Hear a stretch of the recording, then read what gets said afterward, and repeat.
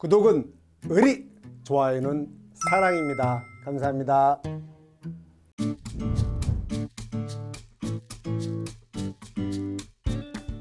자, 이번에는요 우리 보험 사고 갈게요. 보험 사고 뭐냐면 여러분 우리 가축재해보험하고 농작물 재해보험 우리 공부하고 오셨죠? 보면은 자연재해, 조수해, 화재, 태풍, 집중호우, 홍수, 보험 사고 그거 얘기하는 겁니다. 자, 그 보험 사고에 대해서 우리 상법에서 뭐라고 되어 있냐? 기본 요건. 여기는 매우 중요한 내용입니다. 벌써 법조문이 따라붙고 있죠. 이제 법조문 제가 안 갈게요. 여러분께 아까 보여드리라고 그렇게 한 겁니다. 자, 법조문 되셨고, 자, 요건 불확정성 제일 중요하죠. 제가 만약에 보험 사고가 불확정성이 아니고 확정적이다. 그러면 보험 사고 보험에 안 들을 사람이 있을까요? 다 들죠. 야, 100% 보험 사고야. 무조건 보험에 들죠. 날지 안 날지 모르니까 아리까리 하니까 들 사람 안 들 사람이 나눠지는 거예요. 자, 반드시 불확정성에 우연해야 된다. 우연이란 말은 고의적이어서는 안 된다. 그래서 고의 또는 중과실은 모든 보험의 절대적인 면책사유입니다. 당사자의 약정으로도 보험에 보상할 수 없습니다. 중요한 용어예요. 자, 여부. 자, 근데 저 우연성이라 하면 그 발생 여부 및 발생할 거냐 말 거냐, 언제 발생할 거냐, 그 다음에 어느 하나만이라도 불확정하면 되죠. 세 개 다 불확정할 수도 있고 모두 다 확정적이면 당연히 무효죠. 그게 보험사고의 객관적 확정의 효과라고 합니다. 그 효과는 무효라고 합니다. 보험사고가 객관적으로도 모든 게 확정이 있다면 그 보험은 무효입니다. 그게 조문에 나와요. 여기 있죠.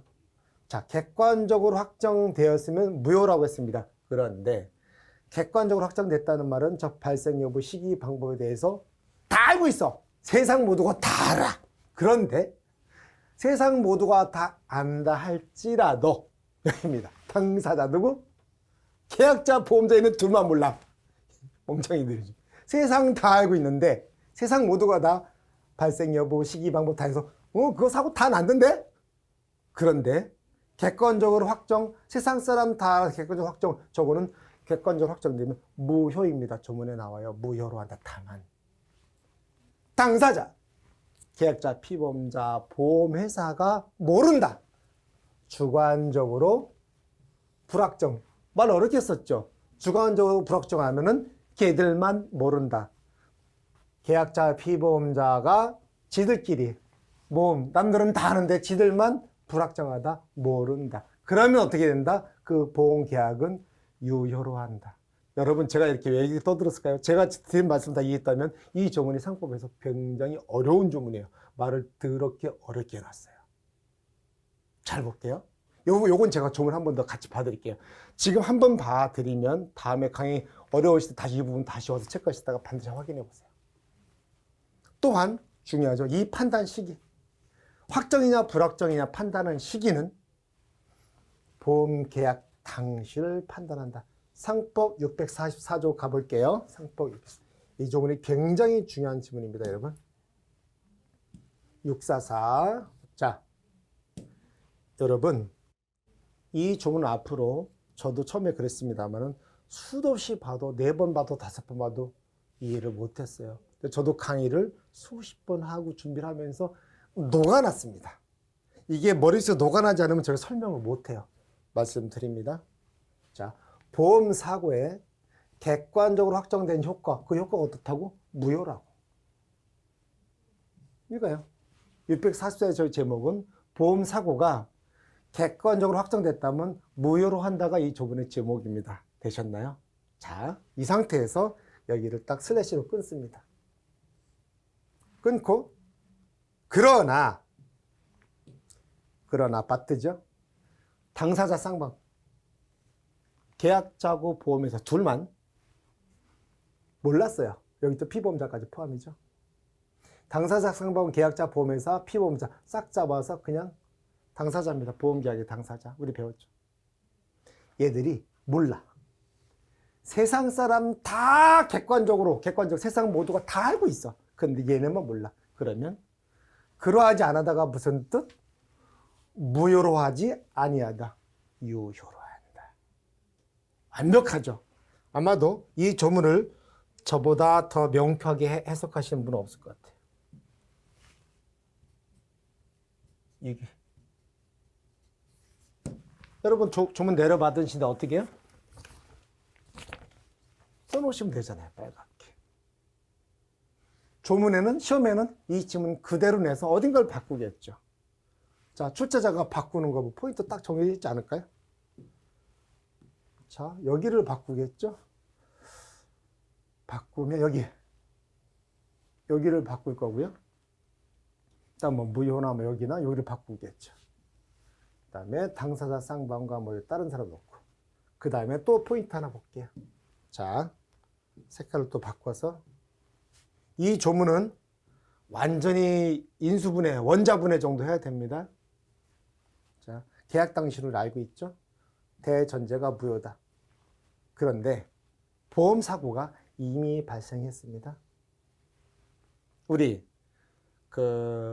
농작물 재해보험, 가축 재해보험 할 때 보상하는 손해, 보상하지 않는 손해 했습니다.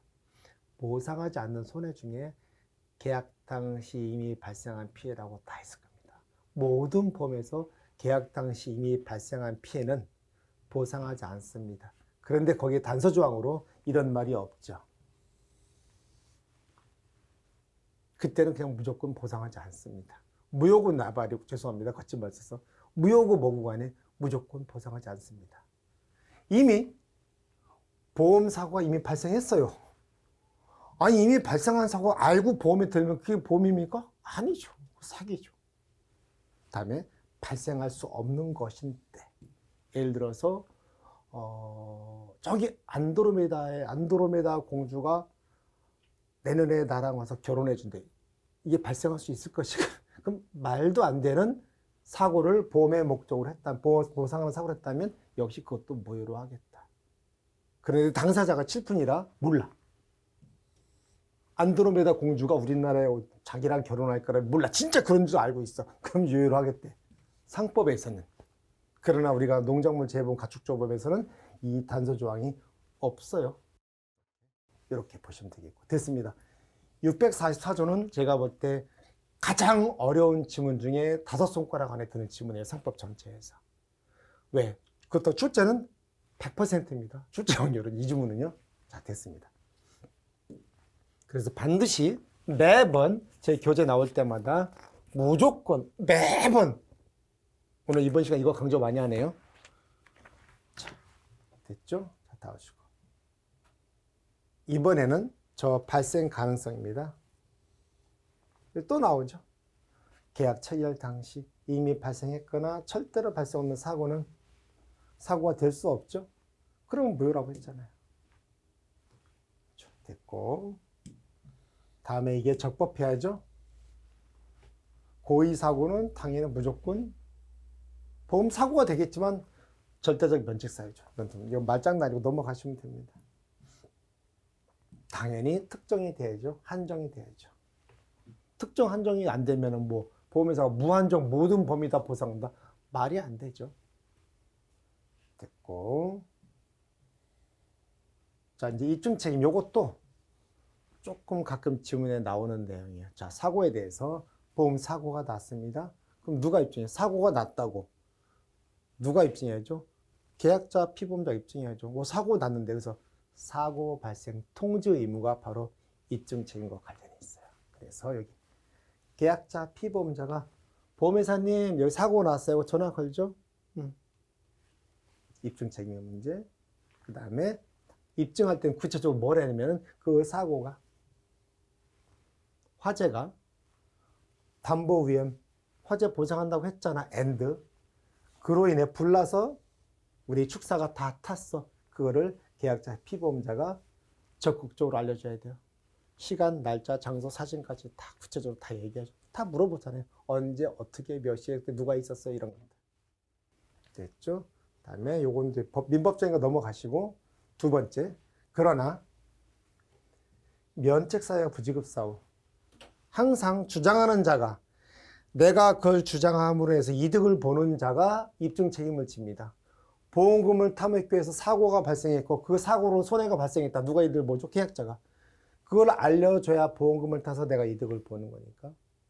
그런데 보험회사는 그래요? 사고 났어요? 근데 가만 보니까 축사를 한 일주일 비우셨던데 면책사유에 해당하죠. 일주일 동안 비웠다는 사실은 보험회사가 입증해야 됩니다. 어떻게? 뭐 CCTV나 동네 사람들을 탐문해서 조사할 수 있죠. 탐정처럼. 중요한 내용입니다. 이렇게 넘어가실게요. 자, 이제 보험료가 있죠. 당연히 보험계약자가 보험회사한테 주는 제일 중요한 의무죠. 그거에 상응해서 반대급부로 보험회사는 보험금 지급을 할 의무가 있고요. 자, 볼게요. 여기 쭉 의의는 넘어가세요. 자, 여기서는 지급 의무자는 1차적과 그 다음에 2차적으로 나눠집니다. 1차적으로는 단위 보험 계약자입니다. 여기서. 계약자가 당연하죠. 여러분 피보험자하고는 달라요. 계약자 피보험자 같으면 괜찮은데 계약자 피보험자가 다릅니다. 다른 경우가 많죠. 그거는 타인을 위한 손해보험. 계약자 피보험자가 같다. 자기를 위한 손해보험. 그러면 계약자는 간단하게 말합니다. 보험계약을 체결하고 보험료를 내는 사람입니다. 엄마곰. 피보험자는 아들곰. 엄마곰이 아빠곰을 위해서 보험계약 들어주는 건 잘 못 봤고요. 엄마곰이 아들곰을 위해서 화재보험. 아들! 네 거지. 보험료는 엄마가 내줄게. 엄마가 보험계약 체결했다. 불나면 보험금은 네가 가져. 그게 타인을 위한 손해보험입니다. 화재보험에서 이렇게. 자, 그런데 엄마가 보험료 잘 내다가 엄마곰이 파산 선고를 받거나 엄마가 파산했습니다. 잘 나가다가 개돈 냈는데 개주가 들고 튄 것 같아요.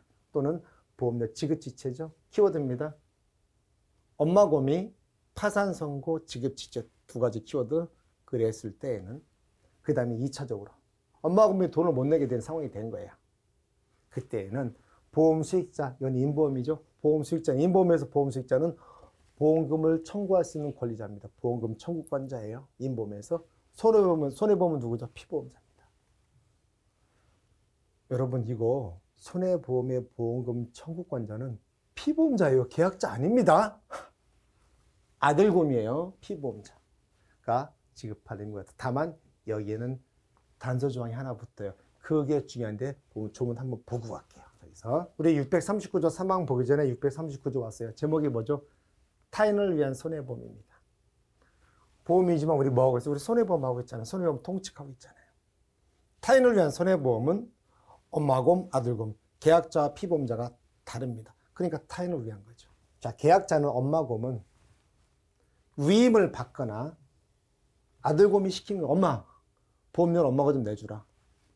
위임을 받지 않고 아니면 엄마가 설친 거죠. 아들, 엄마 그런 사람, 엄마가 내줄게. 아들 동의도 안 구하고 한 겁니다. 그렇죠. 특정 또는 불특정의 타인을 할 수 있죠. 하지만 손해보험 계약의 경우에서는 그 타인의 아들곰이 시키지도 않았을 때 계약을 할 때에는 계약자는 반드시 보험회사한테 알려줘야 됩니다. 보험회사님, 현대해상님, 나 이거 우리 아들 몰래 들어주는 거야. 알려줘야 됩니다. 그래 보험회사가 알고 있죠. 그런데 엄마곰이 아들곰을 허락 없이 해놓고 이 고지가 없다면 없는 상태에서 불이 난 겁니다. 엄마곰이 아들곰 건물을 해서 화재보험 들어주고 보험회사한테 이거 내 건물 아니고 아들 건물 보험회사 화재보험 들어주는 건데 고지를 안 해준 겁니다. 그 상태에서 불이 났어요. 그러면 그 아들곰이 그 보험약의 체결 사실을 몰랐다고 보험자 뭔 소리예요? 내가 이게 언제 들었어? 나는 몰라요. 그 사유로 보험회사한테 대항하지 못한다. 따질 수 없다는 뜻입니다. 이거 중요한 문구고 이게 지금 이렇게 나왔고 자, 이 항은 또 나중에 기회 될 때 보기로 하고요. 3항 우리 보고 있었죠. 보험료 중요한 거 봅니다. 여기 계약자가 의무가 있는데 그러나 계약자가 파산 선고 키워드죠. 파산 선고와 지급지체 엄마곰이 다. 그래서 그 타인도 아들곰도 의무가 있는데 여기서 키워드 색깔 바꿔볼까요? 여기가 이제 시험에서 자주 출제되는 키워드입니다. 자, 뭐 있죠? 여기가 키워드입니다. 그 타인이 권리를 포기하지 아니하는 한 저게 무슨 얘기냐면 실무적으로 말씀드리면 쉬울 거예요. 엄마가 보험료 안 내고 그럼 보험회사가 딱 있죠. 최고합니다. 무슨 일이세요? 돈 보험료 연체됐는데 그러니까는 나 지금 파산 선고 파산 선고 받아서 그러세요? 그러면 보험회사는 엄마가 참 아들한테 얘기 못 하고 있는데 아들한테 아들곰한테 물어봅니다. 아들곰 엄마곰이 지금 파산되고 지급을 지체하고 있어. 어떡할래? 너 이거 보험금 탐구 권리 포기할래? 아니면 네가 보험료 내고 보험을 유지시킬래? 물어봅니다. 그럼 아들이 그러면 나는 내 권리를 포기하지 아니하겠습니다. 보험료를 내겠습니다. 그 뜻이고요. 몰라요. 원래 처음부터 엄마한테 말도 안 하고 니들끼리 보험 계약했잖아요. 나 그냥 내 권리 포기할래요. 나 그거 없어도 잘 살아요. 하면 보험료 의무 없습니다. 전제가 붙죠. 그 아들곰이 자기의 권리를 포기하지 아니하는 한 저기에 출제자는 다른 말을 넣겠죠. 됐죠? 여기 됐습니다. 공부 이렇게 하시는 거예요. 재밌나요? 지금 제가 유난히 이번 시간에 법조문 많이 보죠. 법조문을 보는 방식은 이렇게 하시는 겁니다. 특히 손해보험에서는 엄마곰, 아빠곰, 아들곰을 하면 거의 다 해결됩니다. 계약자 엄마곰, 피보험자 아들곰, 그렇죠? 아빠곰은 인보험에서나 나올 것 같아요. 자, 됐죠. 이렇게 됐습니다. 자, 그 다음에 우리 청구권. 이거 저 법조문을 확인할 것도 없어요. 제가 처음에 말씀드렸는데 청구권 소멸시효는요. 방향을 말씀드렸죠. 너무너무 쉽습니다. 이쪽에서 이렇게 가고 방향성이 있으면 이렇게 가고 여기서 이렇게 있다면 여기가 계약자 피보험자 같으면 자기를 위한 손해보험, 다르면 타인을 위한 손해보험이 될 거고 여긴 보험회사입니다. 이쪽이 이렇게 무슨 권리를 주장한다? 그러면은 약자가 강자한테 넣으니까 약자 보호 차원에서 3년. 얘가 얘한테 뭐를 주장한다? 돈 내기 좋다. 2년. 강자가 약자한테 권리의 존속시간은 소멸시효는 2년 짧죠? 얘는 길고. 권리의 기간을 길게 주면 좋은 거 아닌가요? 약자 보호, 강자, 약자 우대. 그러면 이제 외울 거 없죠? 누가 누구한테 주장하냐면 알면 됩니다. 자, 내용이 볼까요? 보험료. 이렇게 하시는 겁니다. 그러면 여기에서는 어떤 문제도 요만큼도 안 벗어나요. 100%. 보험료 달래요.